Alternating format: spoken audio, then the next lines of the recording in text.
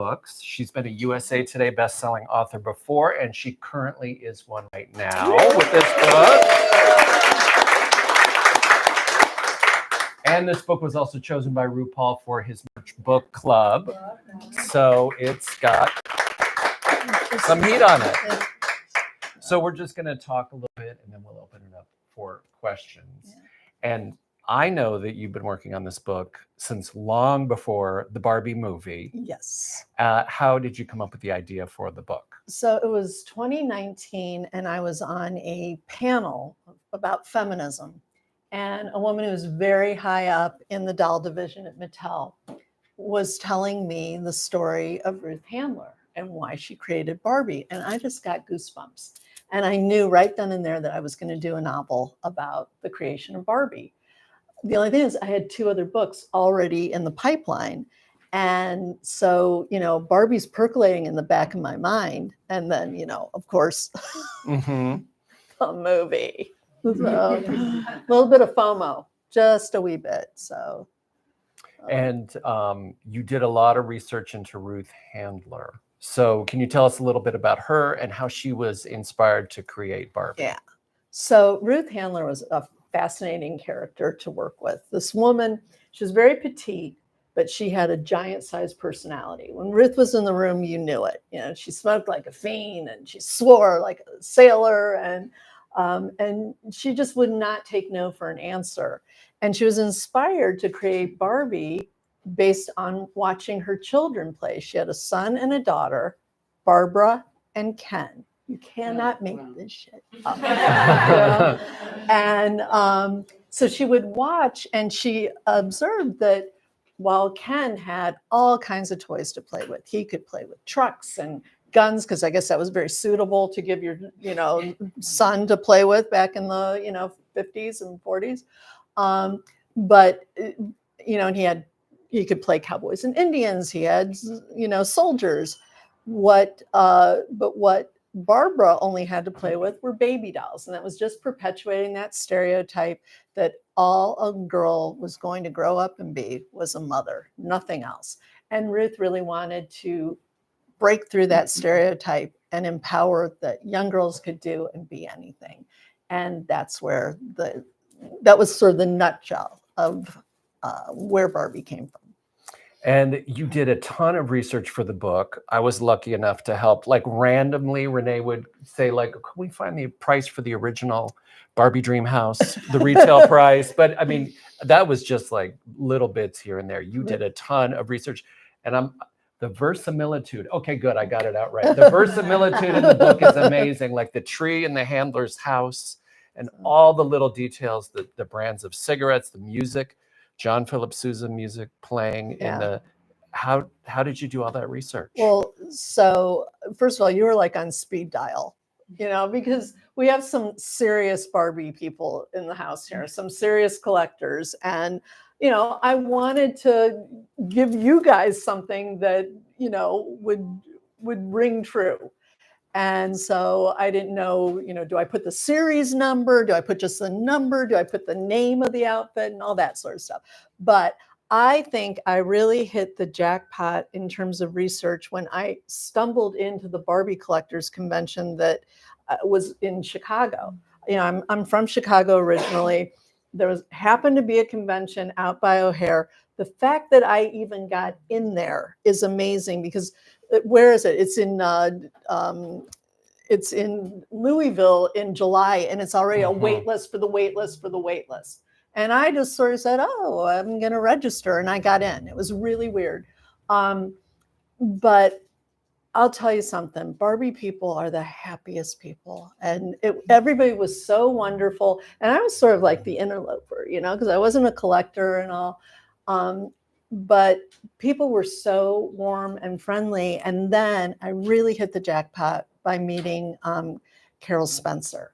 And for those Carol Spencer is one of the original Barbie designers. So she went to work at Mattel in 1963. She is Mattel royalty. They put her on a pink throne. She was 90 years old. John and I took her out to lunch, And she does like her martinis, I'll tell you that much. And but she shared so many wonderful, wonderful stories about her journey with Barbie. She was the one that told me what the culture was like inside Mattel.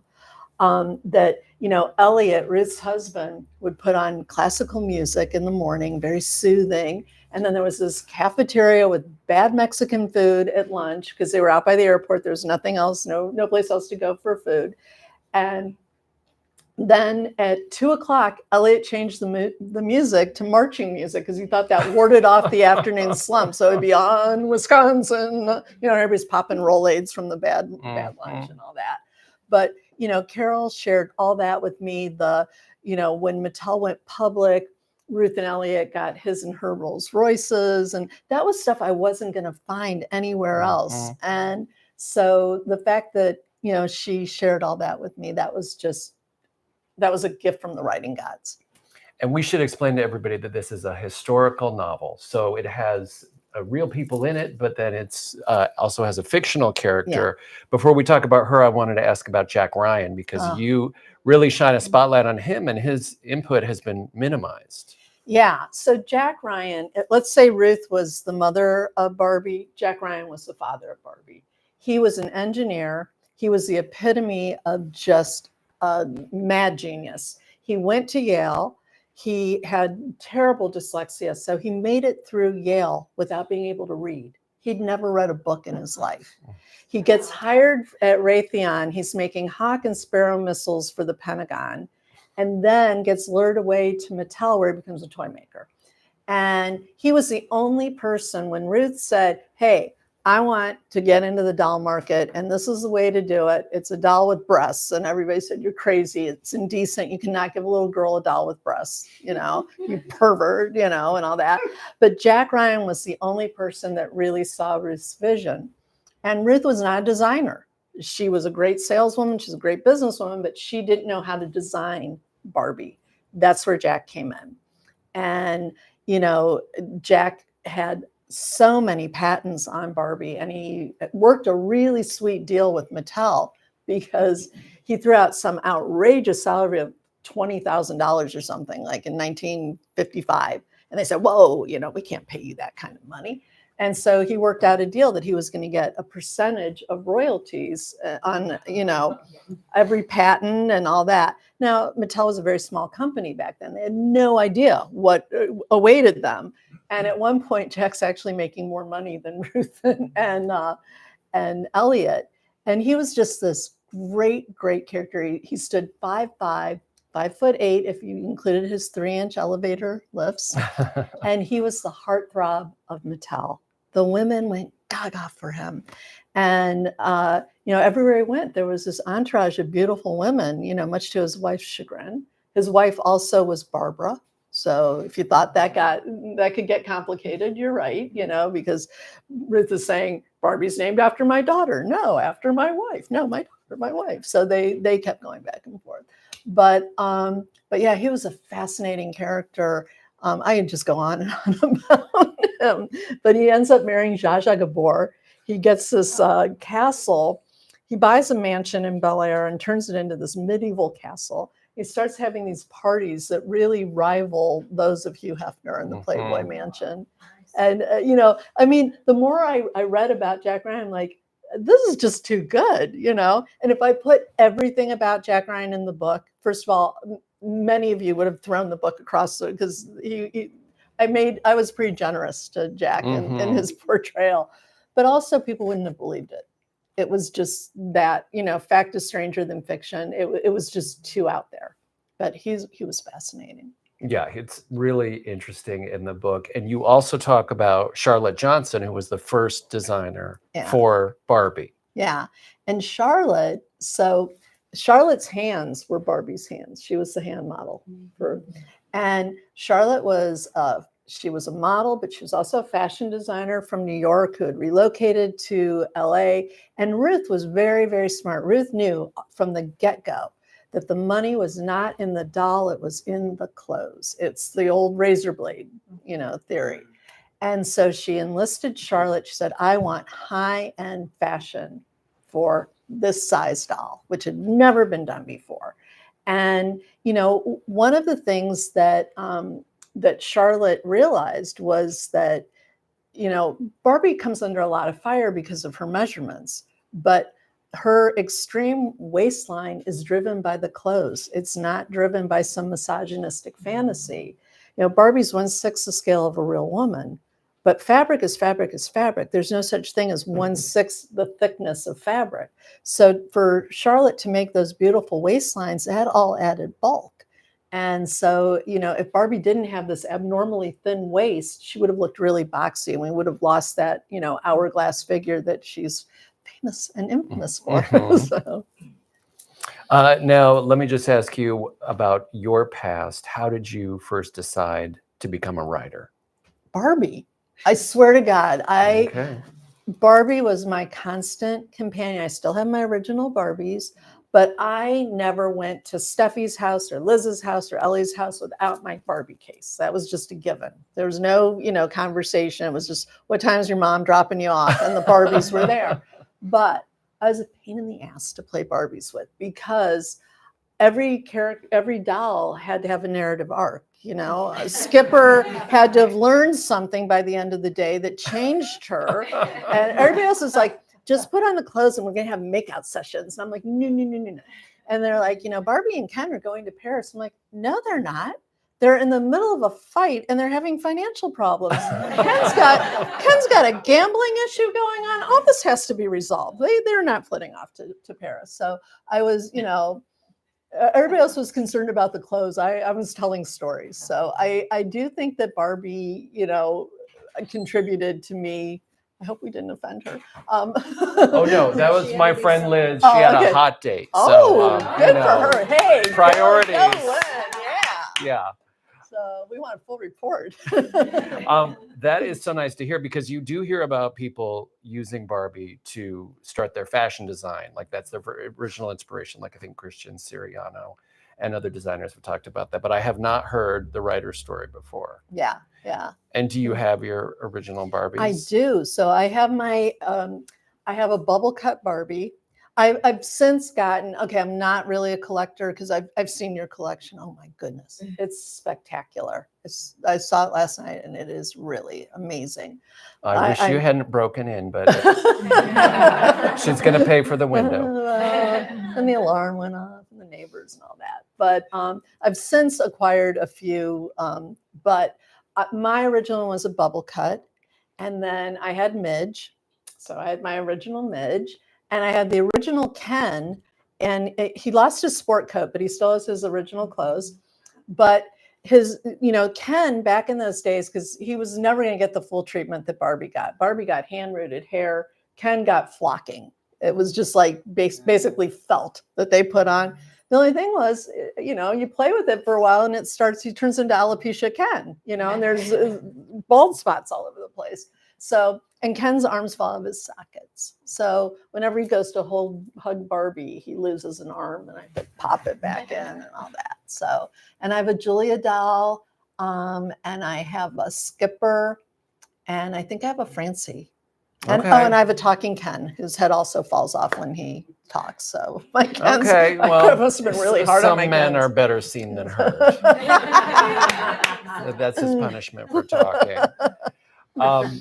Now, I provided some photos in the back, and you Yes. originally got pushback for Yes. wanting to include photos. The thing is that most novels do not include photographs. And I thought it was really important because if you're a Barbie collector, you know, if I'm talking about Evening Splendor, so you know exactly which outfit I'm talking about, or Solo in the Spotlight. But for someone who, you know, yeah, I played with Barbie, I'm curious about the story, you don't know what I'm, you know, or maybe you don't know what the original Midge looked like, or the Allen doll, or, you know, any of that. So I thought it was really important to put that in the book.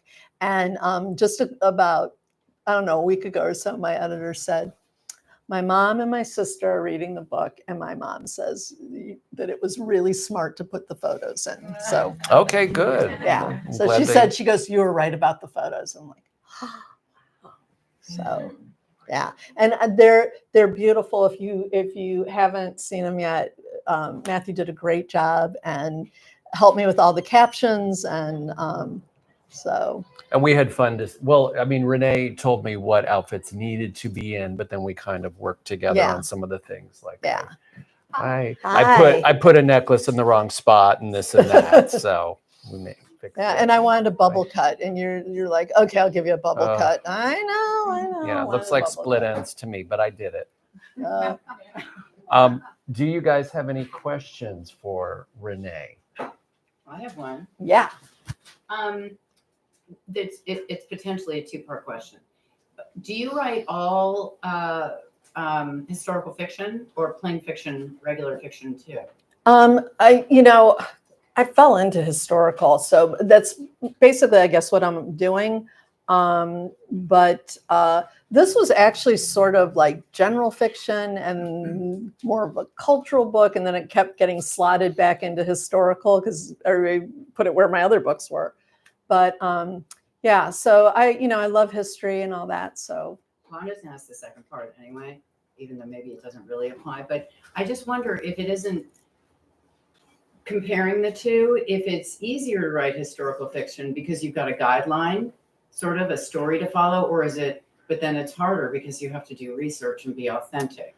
So I just wonder if you can. Well, I have written some historical that's all that, other than cameos here and there, they're all fictional characters. And there's something really freeing and wonderful about that. There is sort of a safety net when you're doing historical because certain landmarks that, certain pivotal points that you have to hit. I don't outline. So I don't know where I'm going from like one page to the next, one chapter to the next. So I just know that that certain things are going to happen, certain milestones. How I get in there and how I get out, that's up to the characters. I'm just kind of along for the ride. But so I think each one sort of presents its own challenges. Whether you're creating something purely from scratch or you have to stay within certain confines, because that can be a challenge too. And sometimes you have to take creative license and compress a timeline because otherwise your book would be 3,000 pages long and it would be a real bore, obviously. So do people ever come after you for that and say, wait, that's not how that really happened? Oh my God, people do love to point out, but Mm-hmm. but the thing is, once in a while, things will slip past me or the proofreaders. It just happens. I'm going to put together a book of bloopers, of everything that made it past everybody and got into print. But when you're right, you can't say anything, So, you can't defend yourself. It's just like, like the bustle disappeared in 1873 until 1877. So just don't write a bustle in that time period, and because somebody will let you know that the bustle disappeared then. It's like, oh my God, who knew? So I'll never make that mistake again. So it's interesting because I'm kind of fascinated by people that would take the time to point out these things, but it happens all the time. And you created a fictional character in the book to help you avoid some of those issues. Well, and also because I wanted to show what Mattel was like through the eyes of someone that wasn't in management. Ruth would have a very different perspective, as would Jack, as would Charlotte. And I wanted to show the sort of spell that Jack Ryan could cast on a young designer, because these women were really just mesmerized by him. And, Charlotte wasn't going to fall for Jack, and Ruth for sure wasn't going to. So I had to do that. And I wanted to get the women's movement in there because, while Barbie's coming of age, so is the women's movement. And there's a lot of parallels there. And so I wanted to be able to show and that. dichotomies too. Yeah. Does anybody else have a question for Renee? Did you do this in cooperation with Mattel? Did they approve it? Did they read it, or is it? Nope. And Mattel would not. I wanted to go and look at their archives and all that, and unless they were licensing the book, they said we're really sorry. You know, and the woman that told me the story, she's like, I'm so glad that you've, reconnected with your love of Barbie and all that. She said, but I really can't help you. So But they didn't come after you. everything in this book is documented. It's I mean, the story is out there. They might not like every aspect of it, but it's documented. And if anybody's read Toy Monster, Mhm. that is not a flattering portrayal at all. And one thing that I found is that depending on the books, the source material, you got very different stories of the Mattel history. From Ruth's point of view, or from some people were Jack fans, some people were Ruth fans, some people saw it completely differently.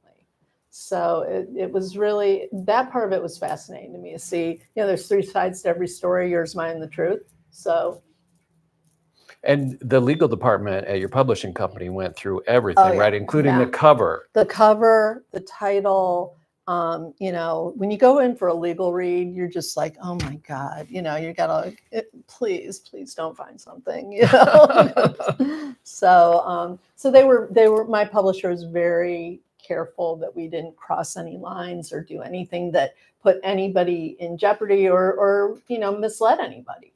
So. Do we have any other questions? I think Laura. Oh, Laura, sorry. When I was reading it, I was doing my own research. So you would mention things and I'd be like Googling it and trying to find it in a book. But one of the things I was fascinated about, I actually found a couple of Jack Ryan things you'd mentioned that I didn't have in my collection. I went out and got and found them on eBay. But you had mentioned he was on, I think, was it with Raquel Welch?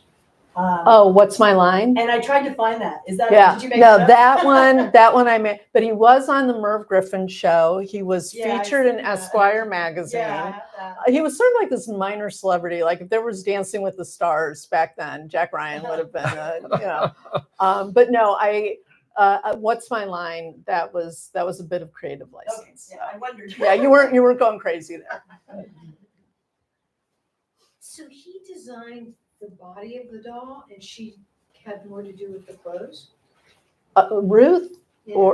Ruth was just sort of the engine behind it. She got the idea, and From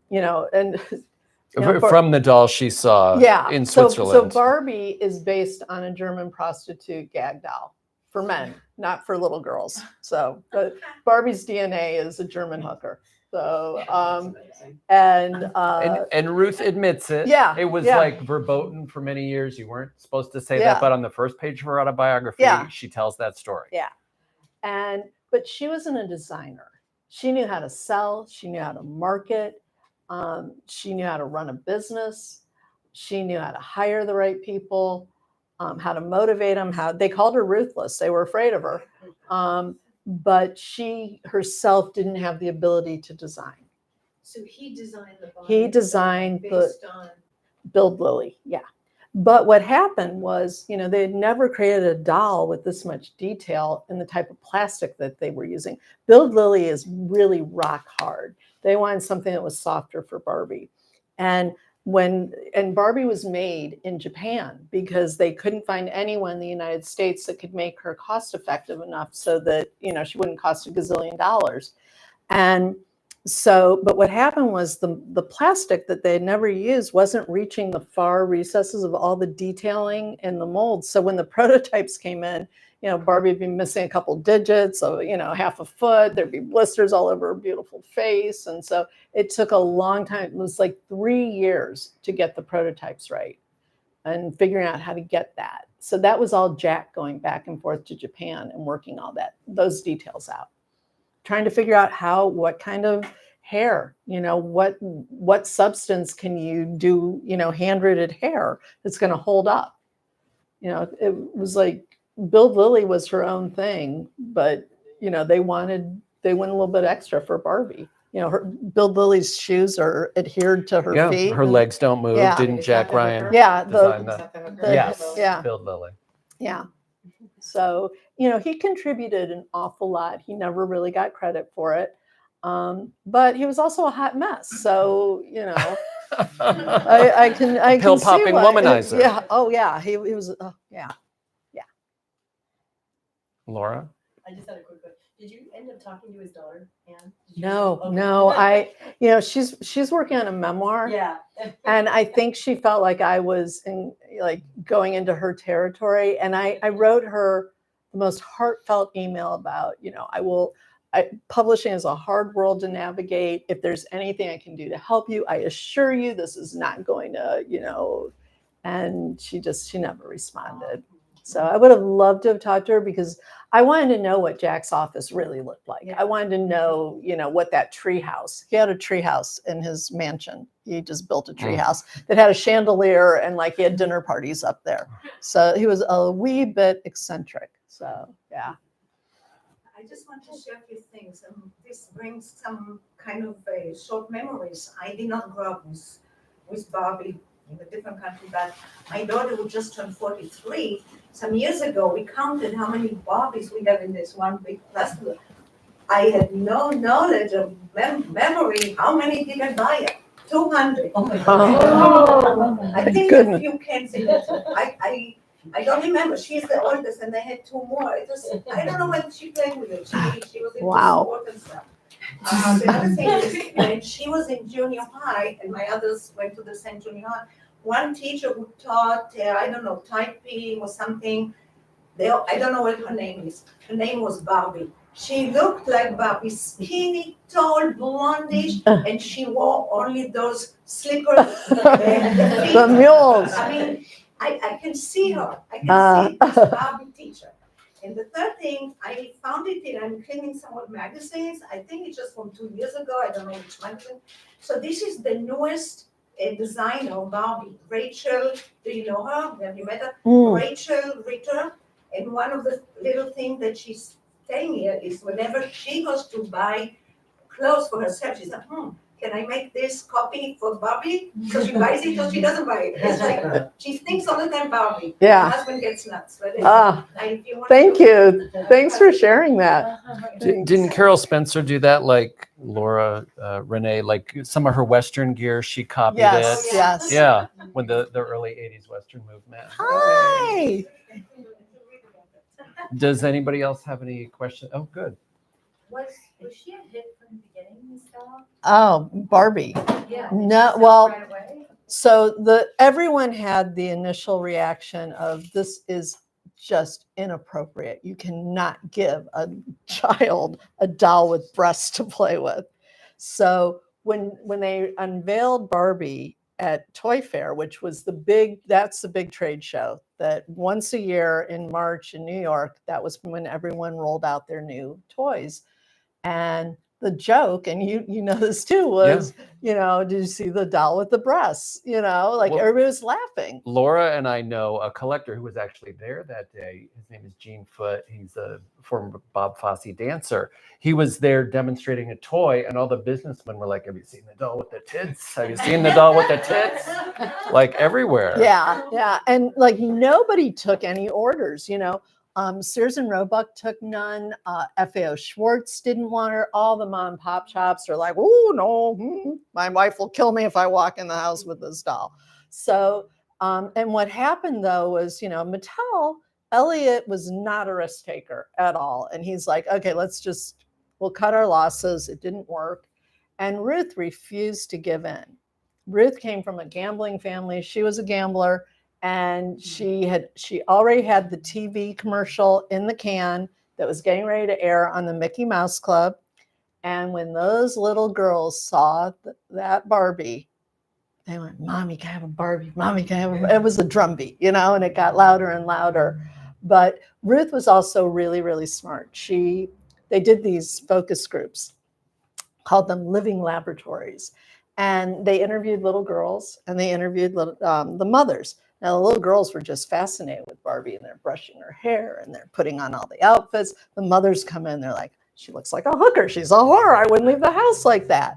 And, but the mothers all acknowledged the fact that their daughters had said, oh, Barbie's so well groomed, Mommy. and she looks so together and she's so well dressed. And the mother's like, I can't get my daughter to brush her hair. I can't get this one to put on a dress. How am I ever going to get her married? She can't.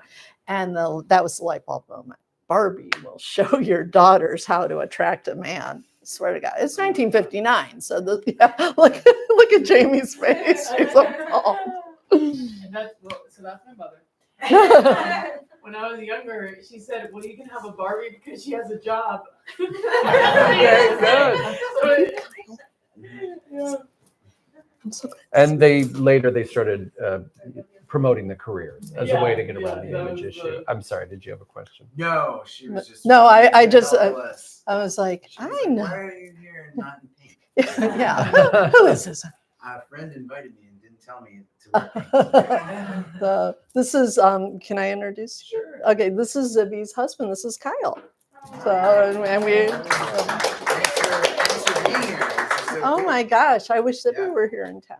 What's that? I wish Zippy were here in town. She's Me in too. Yeah. I know. So, she'll be here tomorrow. I wish somebody had said like these were pink because it just went like this. Oh, you know what? This is something that just started. I mean, we have a lot of like serious Barbie folk here. So thank you.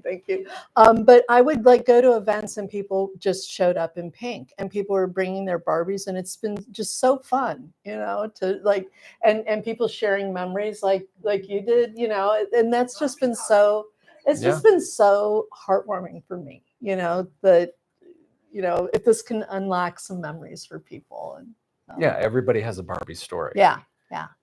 When my ex and I were baby proofing the house for the infant, the couple that came in to put all the plexiglass in, the woman was like looking around at all the Barbies, making faces. And then on the third day, the final day, she's like, my mother made Barbie clothes. Like she finally told me her Barbie story and she finally got over it. Yeah.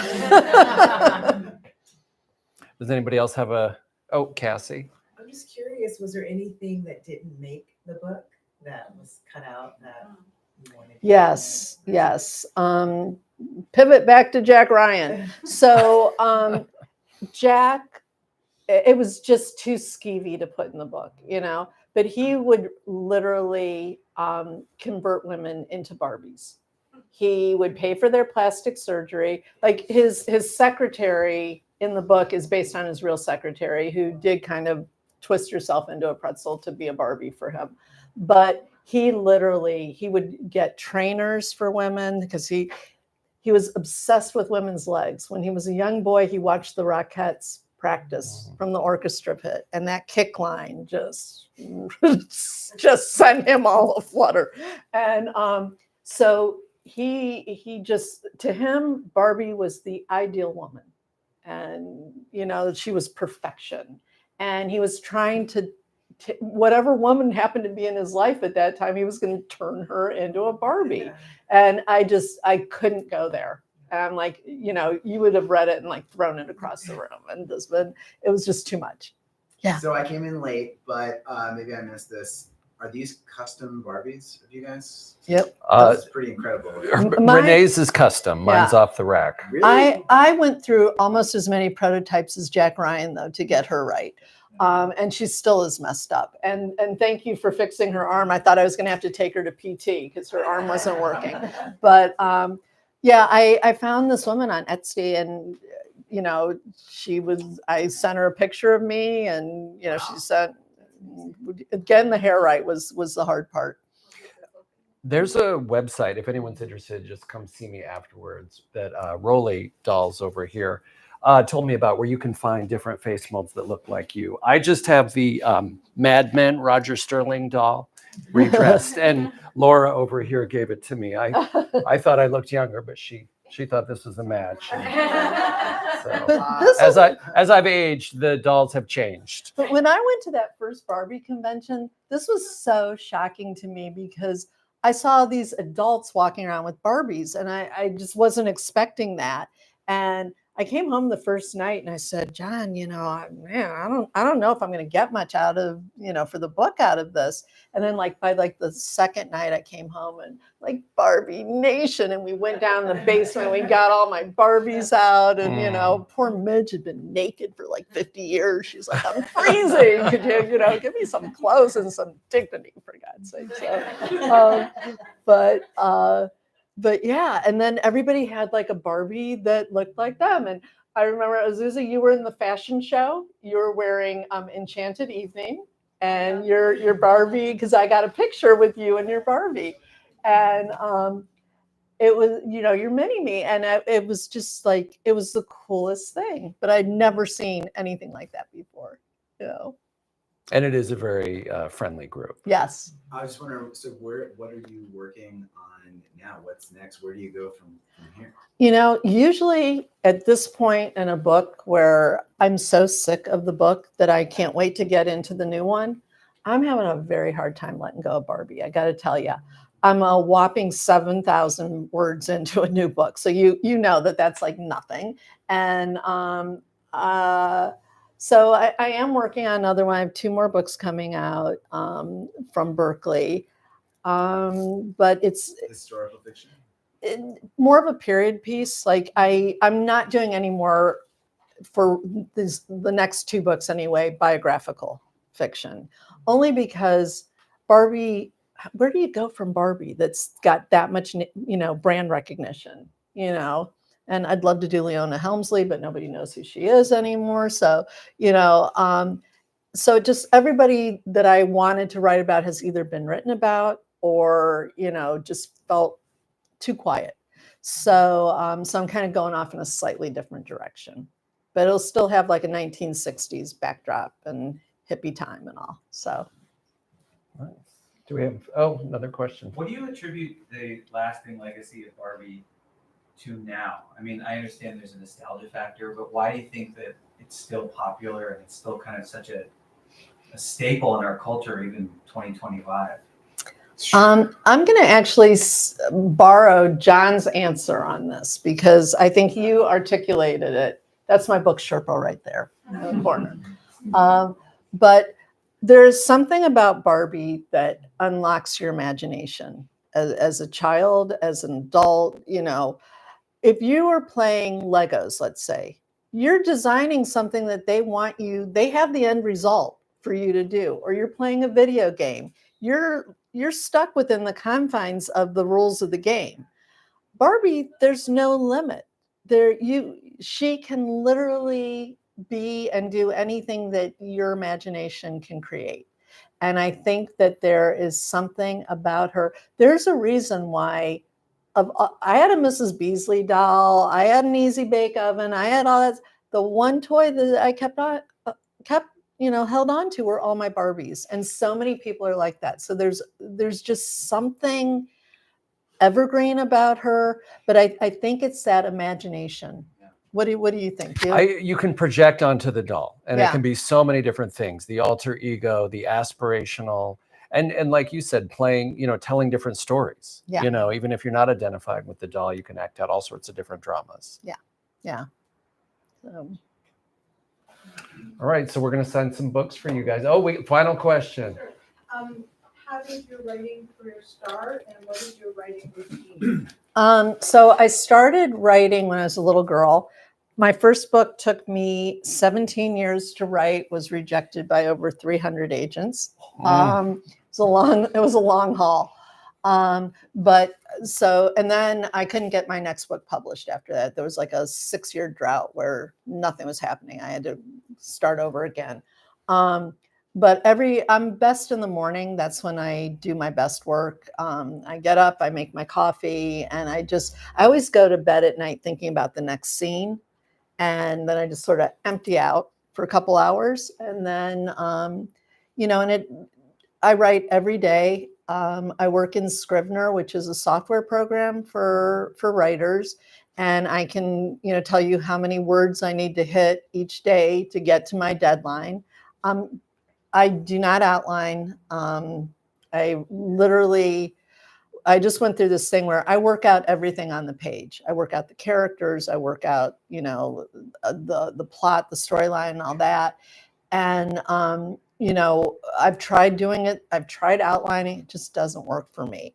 But I'm a big rewriter. I revise and edit a lot. It's a lot of revision. I write in a lot of layers. Like my first draft is, you couldn't even read it, and then I go back and I add more layers, more layers, more layers. So. They remember Barbie. Yes. All right, so we're going to sign some books. Yeah, thank you guys so Okay. much. Thank Thank you.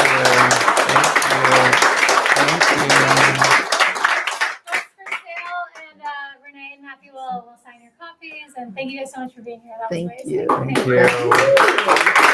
So is that collecting this fee? No. That's Tiara. Tiara. Yeah. Yes. Oh, yeah. Wait, let me get my. Oh, she gave me a pink Sharpie. Yes. Oh. And black, whatever you prefer. And I think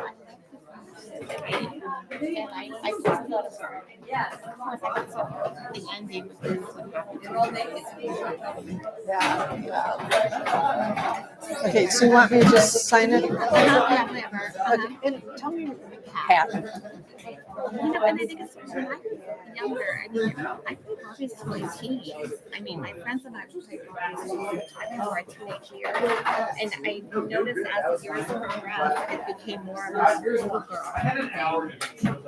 You know, once kids reach 10, that's it. They're too old for Barbie now. Yeah. Thank you so much. And thank you so much for such a great Yes, book. yes. Thank you. And Thank you. make sure you Sure. check out his photography. I don't know if there's a link with the audiobook. Is there? I don't think so. Which, I'm sorry, check it out. Instagram. Hi. Thank you so much. Sure. Thank you. Hi, Tiara. Oh, thank you. It's the Ruth I that can was really say portrayed stuff, in you the know? movie was really not very You know what? That was really great. Ruth You're is very hilarious. stylish. Oh, thank you. I tried to keep it She fun. did very Yeah, good. and a lot of Yeah. I'm gonna take Oh, that was so awesome, Renee. Thank you. It was so funny. So great. Yeah, okay. Yeah, Kylo. Yeah. So I was like, Oh. I recognized it.